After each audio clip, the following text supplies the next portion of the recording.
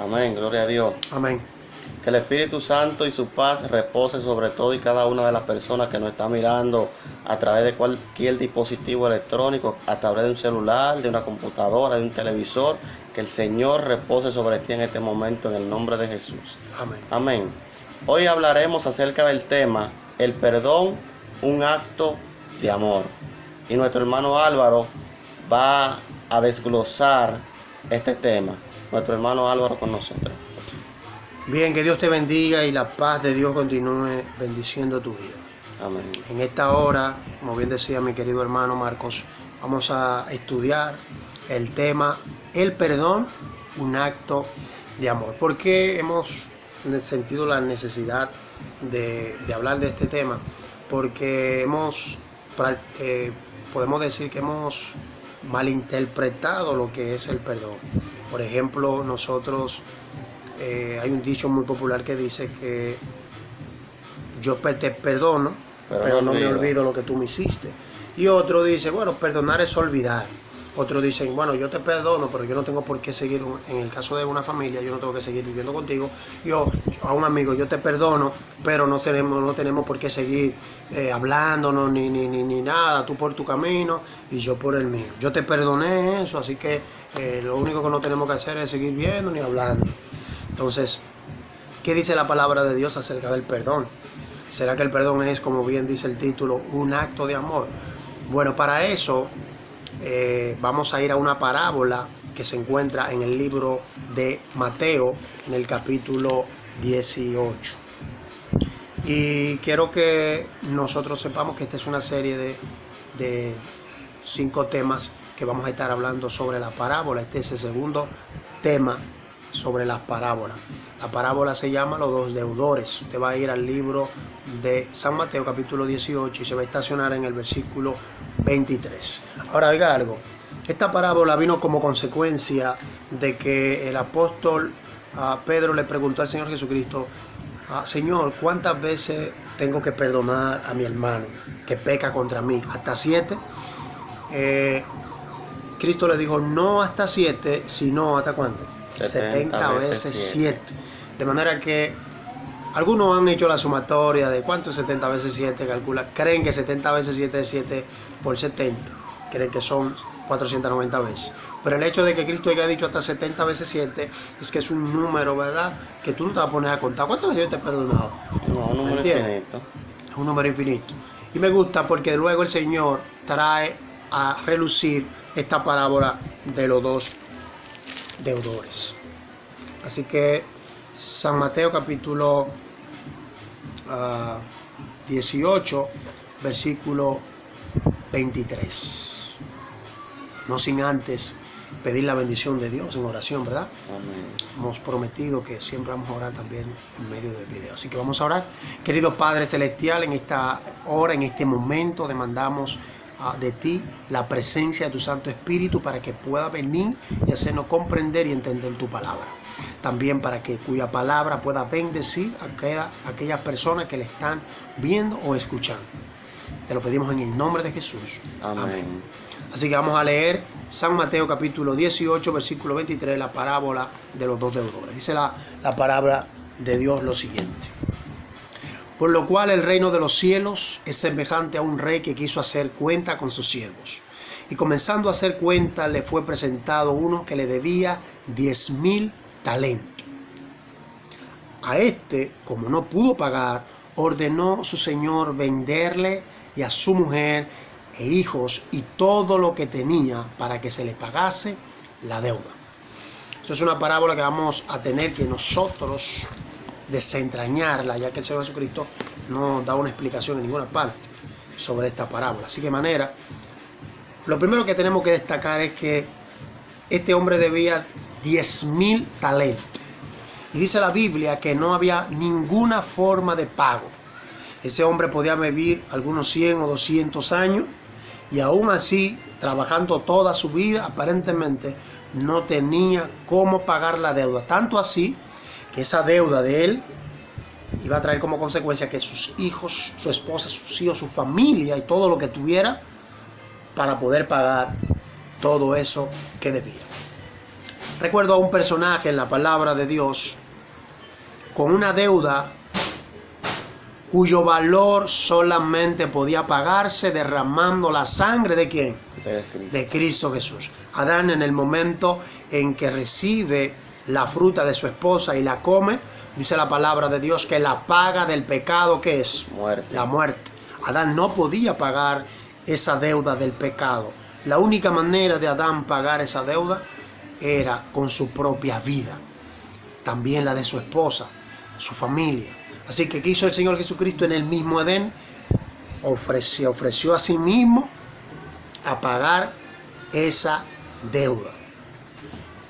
La demanda de la deuda del pecado demandaba ¿qué cosa? Que Él muriera y con Él toda la raza humana. Sin embargo, vamos a ver que al igual que Adán tuvo la gracia de que hubo alguien que pagó esa deuda por él, así este hombre de la parábola. Dice el versículo 26. Entonces aquel siervo postrado le suplicaba diciendo: Señor, ten paciencia conmigo y yo te lo pagaré todo.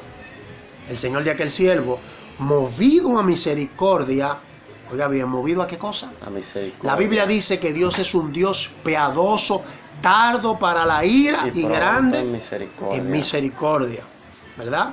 Le exhortó y le perdonó, ¿qué cosa? Su deuda. La deuda. Ustedes recuerdan que en el jardín del Edén el Señor, dice la Biblia, que le hizo túnicas de pieles y los vistió, dando a entender lo que bien había dicho, o lo que bien dijo Juan después en el libro de Apocalipsis, que Cristo es el Cordero inmolado desde la misma fundación del mundo. De manera que antes de ellos salir del huerto del Edén, Dios le había, ¿qué cosa? Perdonado. Pagado, le había perdonado todo lo que debía. Obviamente ellos iban a tener que vivir una vida en armonía, ¿verdad? Con ese, ¿verdad?, amor que tuvo Dios para perdonarle esa deuda. ¿Qué siguen diciendo los versículos siguientes? Versículo 28. Pero saliendo aquel siervo, halló a uno de sus consiervos que le debía 100 denarios. ¿Cuánto le debía? 100 denarios. 100 denarios. Cuando dice 100 denarios, quiere decir que era una deuda que se podía pagar. La deuda mínima. Un poquito, quizá iba a ser algo marcado, ¿verdad? Pero se podía pagar a comparación, ¿verdad? ¿Con qué cosa? Con la deuda que Con la deuda que tenía. Dice que debía 100 denarios su consiervo, su compañero, su prójimo. Vamos a cambiar la palabra consiervo y vamos a poner la palabra prójimo. Pero saliendo aquel siervo halló a uno de sus prójimos que le debía 100 denarios y haciendo de él, aparentemente con violencia, ¿verdad?, le ahogaba diciendo: págame lo que me debes. ¿Qué quiere decir esto?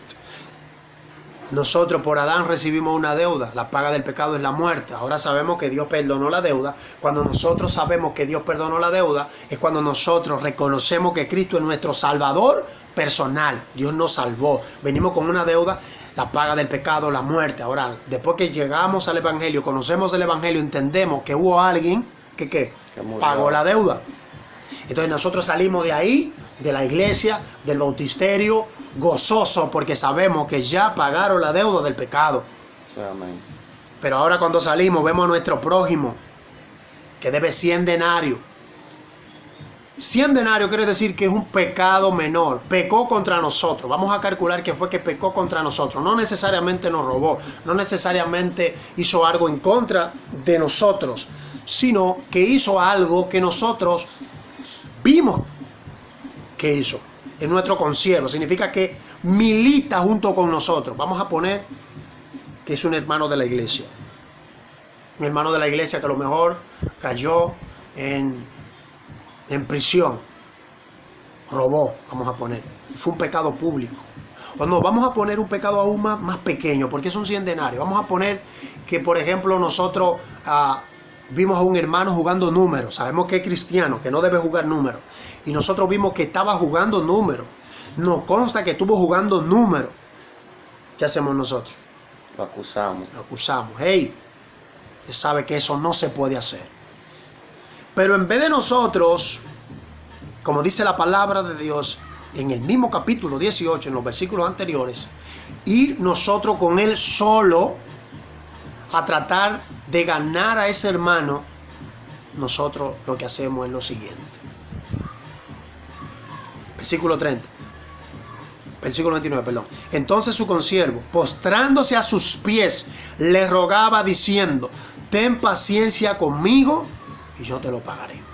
Vamos a cambiar esto. Vamos a suponer que ese hermano que pecó contra nosotros tal vez nos hizo algo malo a nosotros y ese hermano nos está pidiendo perdón. Perdóname, no vuelve a ocurrir, ¿verdad? Nosotros, que ya nos perdonaron una deuda que no podíamos pagar, ¿podemos perdonar nosotros esa deuda? Claro. Pero mire lo que dice el versículo. Mas él no quiso, sino fue y le echó ¿a dónde? En la cárcel.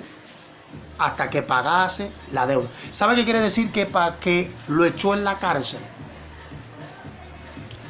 Si mi hermano Marco peca contra mí, yo soy cristiano, sé que Cristo me salvó. Él también es cristiano, Cristo lo salvó. Mi hermano pecó contra mí, a lo mejor le hice un préstamo, no me pudo pagar el dinero, se robó el dinero, habló algún chisme de mí, cualquier cosa diablura mala que haya hecho por mí. Pero el hermano, yo voy y hablo con él y él trata de hablar conmigo y decir: mi hermano, mire, perdóneme, yo lo hice mal. Aunque la Biblia dice que yo tengo que ir donde él, aunque él peque contra mí. Entonces, lo correcto es yo perdonar a mi hermano, porque Dios me perdonó a mí. Eso es lo que dice la oración modelo. Perdona mis ofensas, como yo también he perdonado a los que me ofenden. De manera que si mi hermano Marco viene donde mí y me dice: hermano, perdóname por eso que hice, ¿cuál es mi deber? Perdonarlo. Perdonar. Porque Dios te perdonó a ti. Porque Dios me perdonó. El mismo amor que Dios me ofreció a mí al perdonarme es el que yo debo mostrarle a mi prójimo. Pero eso es lo que hacemos la mayoría de nosotros. No. A lo mejor esa hermana tenía un novio y entró en el pecado de la fornicación.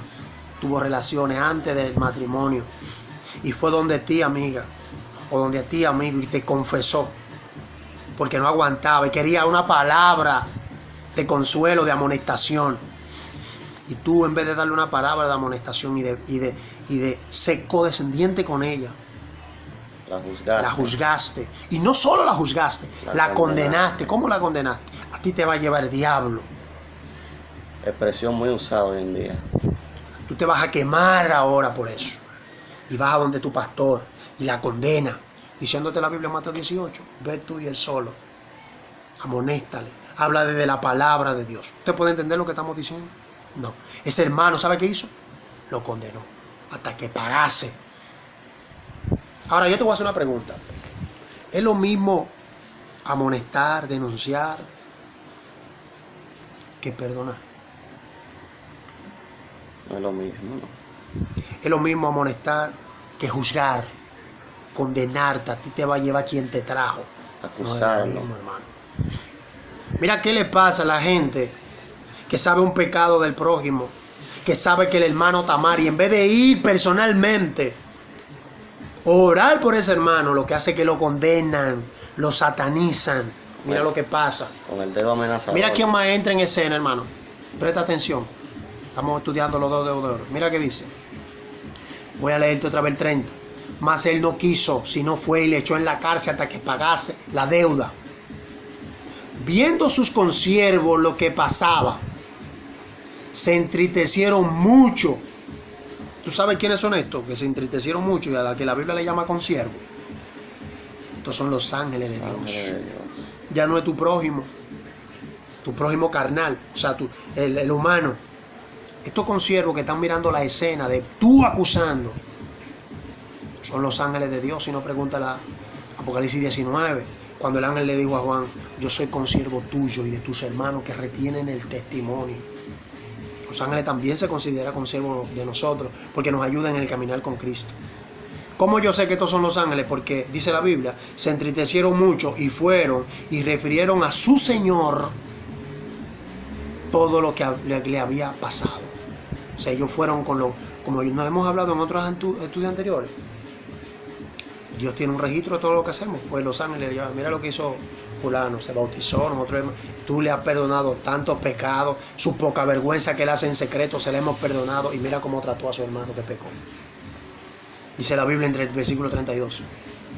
Entonces, llamándole su señor, le dijo: siervo malvado, toda aquella deuda te perdoné porque me rogaste. ¿No debías tú también tener misericordia de tu consiervo, como yo tuve misericordia de ti? Entonces su señor, enojado, le entregó a los verdugos hasta que pagase todo lo que le debía. Me gusta el 35, hermano, márcalo. Así también. Así como, ¿qué significa así también? Así como lo que acabó de ocurrir. A ti te gusta condenar a los demás, te gusta, no, que yo denuncio el pecado, yo lo llamo por su nombre y se lo va a llevar el diablo. ¿A ti te gusta hacer eso? Sin ninguna base bíblica para condenar. ¿Quién en este planeta Tierra tiene calidad moral? No para denunciar el pecado, no, eso es lo que estoy hablando. Para condenar de que una gente se vaya al infierno, de que una gente se va a perder, de que una gente se lo va a llevar a que lo traga. Nadie. Dice la Biblia: así también mi Padre Celestial hará con vosotros si no perdonáis de todo corazón cada uno a su hermano sus ofensas. De manera que si tú y yo, hermanos, no perdonamos lo que el hermano hace, Dios tampoco nos va a perdonar a nosotros. Nosotros podemos creer que sí, que vamos para el cielo y que lo estamos haciendo bien y chévere y chévere, pero no. La Biblia dice que no hay manera de que vayamos al cielo. En una ocasión, un hermano acababa de salir de una banca, pero el hermano no estaba jugando números. El hermano estaba poniendo una recarga. Alguien lo vio y en vez de acercarse a ver qué era lo que estaba haciendo el hermano y amonestarle, no a chismear, pues lo condenó en la iglesia. El hermano fulano está jugando números y lo condenaron. Hay otro caso mucho más peligroso que este. Había un pastor que todos los sábados entraba a una casa de cita, a un burdel. Él entraba a las 3 de la tarde y salía a las 5 de la tarde. Todos los días.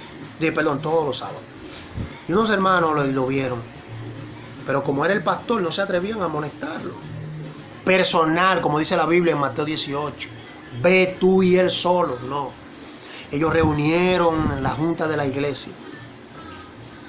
Y era tan delicado eso que fueron a los superiores, a la junta que más, la administrativa, donde lo que podían cancelar al pastor y quitarle las credenciales, porque para ellos era una cosa tremenda. Pero no le han dicho nada al pastor, no le han preguntado nada. Cuando el pastor lo llaman, sus superiores, los departamentales, están juzgando su causa, el pastor todavía no ha mediado palabra. Lo condenaron, hermano. Usted todos los sábados entra a tal sitio, entra a tal hora y sale a las 5 de la tarde. Sí, bueno, es verdad lo que han dicho. Entonces comenzaron a atacarlo y a condenarlo. Y una hermana que había ahí en la junta administrativa dijo: pero solamente le vamos a preguntar y no le vamos, le vamos a preguntar si estuvo ahí, no le vamos a preguntar qué busca ahí, por qué lo hace, no lo vamos a dejar expresarse. Dice alguien en la junta: no es necesario. Hermano, al pastor le preguntaron: ¿usted se estaría dispuesto a dejar de ir a ese burdel?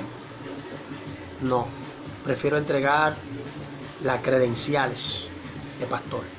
No voy a dejar de ir hasta que no cumpla con mi objetivo. La hermana tuvo el valor y le dijo: ¿cuál es su objetivo? ¿Por qué usted entra a ese burdel todos los sábados a las 3 y sale a las 5 de la tarde? Y el pastor contó la siguiente historia.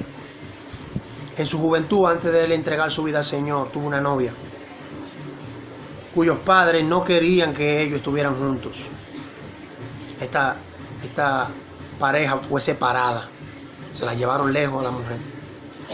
Se dieron cuenta que estaba embarazada. A la muchachita nació, ¿verdad?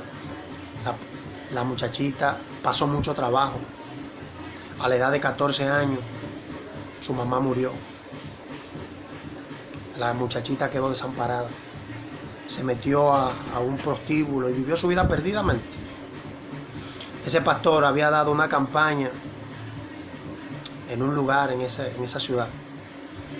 Y la hermana de la novia que él tuvo en su pasado, ya el pastor estaba casado, ya había abandonado todo esto, eso fue una historia de su pasado.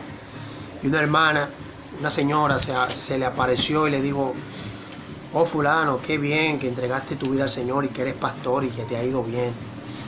Tú sabías, así tajante le dijo, que tú tienes una hija. Tuviste una hija con fulana, mi hermana. Él no lo sabía. Así que esa hermana de esa novia que él tuvo le dijo dónde estaba la muchacha. Y él fue a tratar de rescatar a su hija. Obviamente él le habló a su esposa, a su familia que tenía. Y de la única manera que ese pastor podía entrar ahí a hablar con su hija era pagando. Y ese pastor entraba, él pagaba 2 horas para hablar con su hija. Al principio fue difícil, porque ella no lo quería recibir, cuando se dio cuenta que era su papá desde el primer momento. Pero él insistía y ella tenía que recibirlo. Y él le hablaba de Dios hasta que la muchacha se convenció y lo recibió. Y él pagó luego un rescate para salvar a su hija, sacarla de ahí, llevarla a su hogar. Habló con su esposa, su familia, y la recibieron. Pero estos hermanos, igual que el deudor, que le perdonaron la deuda, no tuvieron misericordia. Quisieron condenarlo sin preguntar, sin investigar. Hermano, perdonar es amar. Cuando tú amas a alguien. Por eso la Biblia dice que debemos amar a Dios por sobre todas las cosas y a nuestro prójimo como a nosotros mismos. Antes de tú condenar a los demás, recuérdate que Cristo te perdonó a ti. Y el hecho de que el problema del hermano en ese momento sea público, no quiere decir que es el único que falla. Hay más que fallan. Y mientras más juzgan, más negro es el corazón de esa persona. Y más cosas tiene que ocultar. Y tiene que hablar de lo que hacen los otros para ocultar lo que ellos hacen. El amor de Dios se refleja teniendo misericordia del prójimo. Así que el llamado es simple. Perdonar es amar. Cuando tú amas a tu prójimo, cuando tú amas a tu esposa, cuando tú amas a tu esposo, es duro, pero más duro fue la sangre que Cristo derramó en la cruz del Calvario por ti. Es duro perdonar una traición de un amigo. Es duro perdonar la traición de un familiar, la traición de tu esposa, la traición de tu esposo. Un pastor popular que caiga. Es duro tú tener que tú has depositado tu confianza en ese pastor, en ese hermano, esa hermana, y tu fe se vio afectada porque esos hermanos o esa hermana cayeron. Pero más duro fue la muerte de Cristo en la cruz del Calvario por nosotros. De manera que esta parábola dice, hermano, que nosotros debemos perdonar así como Dios nos perdonó. La Biblia dice que nosotros no amamos a Dios primero. Dios nos amó primero. Nosotros lo amamos porque Él nos amó primero. Y aun cuando fuera duro, nosotros tenemos que perdonar. La Biblia dice que Dios no te puede perdonar si tú no perdonas a tu hermano. O sea, si tú no perdonas, tú estás orando en balde. Dios no va a contestar tu oración. Eso es un decreto por ley. Así también tampoco perdonará mi Padre Celestial al que no perdona a su hermano. Así que, querido amigo, querido hermano, tú quizás quieres volver a la iglesia y esos hermanos que están allí te juzgan, te condenan, te apuntan. Eso no debe ser un impedimento para tú ir y entregar tu vida al Señor. El publicano fue, sin importar lo que el fariseo decía ahí adelante. Este hizo esto y yo no, yo soy así. ¿Sabe qué hizo el publicano? Se propició conmigo, soy un pecador. Dice la palabra de Dios que fue justificado. No importa que te juzguen. Sigue firme, busca a Dios. Le caíste, levántate. Y a ti, hermano o hermana, que te gusta señalar a la persona, ten cuidado. Que hoy puede ser tu hermano, puede ser tu hermana, mañana puede ser tú, el apóstol Pablo lo dijo. Hay que tratar a las personas como nosotros queremos que nos traten, porque nosotros mientras estemos en este cuerpo miserable, cualquier cosa puede pasar. Así que la paz de Dios puede estar contigo, te puede ayudar a entender y a comprender y a poner por obra su santa palabra. Que Dios te bendiga. Amén, gloria a Dios. La Biblia también dice que Dios es amor y que si decimos que le conocemos y no amamos, somos mentirosos. Por lo tanto, si Dios nos amó con un amor incalculable y perdonó nuestros pecados, nosotros también podemos perdonar a nuestros hermanos cuanto fallen contra nosotros. Amén. Así que vamos a orar para que el Espíritu Santo de Dios, a través de su palabra que fue sembrada hoy, vaya convenciendo de pecado, de justicia y de juicio a todo aquel que le escuchó. Amén. Padre bueno que estás en el cielo, te damos gracias por tu palabra, Dios. Amén. Y te pedimos, Señor, que tu Espíritu Santo vaya convenciendo a toda aquella persona, que tu Espíritu Santo vaya trabajando en los corazones, Dios mío, de cada persona que está viendo este video en este momento. Y que tu palabra penetre, Señor, en sus corazones para que puedan arrepentirse y salvarse, Dios. Te lo pedimos en el nombre que es sobre todo nombre, en el nombre de Jesucristo. Amén. Amén. Amén. Que la paz de Dios te guarde. Hasta el próximo video.